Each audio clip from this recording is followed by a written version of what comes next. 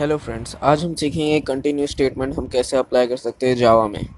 इसके लिए सबसे पहले हम अपना नोटपैड ओपन करेंगे। मैंने इसमें पहले से कंटिन्यूस स्टेटमेंट डॉट जावा नाम से फाइल को सेव कर दिया है।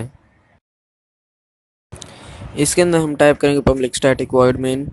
यह प्रोग्राम का मेन फंक्शन है जहाँ से प्रोग्राम एग्जीक्यूट होना स्टार्ट करेगा। इसके अंदर हम टाइप करेंगे इंटीजर आई। इंट इसका डेटा टाइप है, आई इसका वेरिएबल है।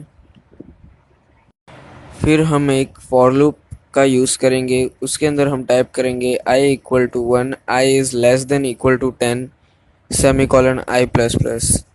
इस फॉर लूप के अंदर हम एक कंडीशन अप्लाई करेंगे, if i equal to 4 then continue. Continue पूरा स्मॉल लेटर में रहे, देन सेमी कॉलन।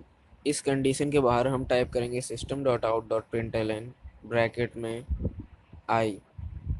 यह आई अपनी चेंज्ड वैल्यू प्रिंट करता रहेगा।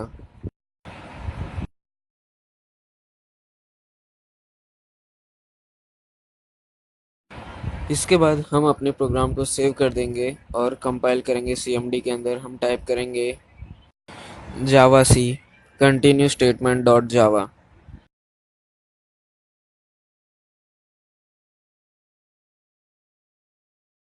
यहाँ हमारा प्रोग्राम कंपाइल हो गया। रन करने के लिए हम टाइप करेंगे जावा कंटिन्यू स्टेटमेंट।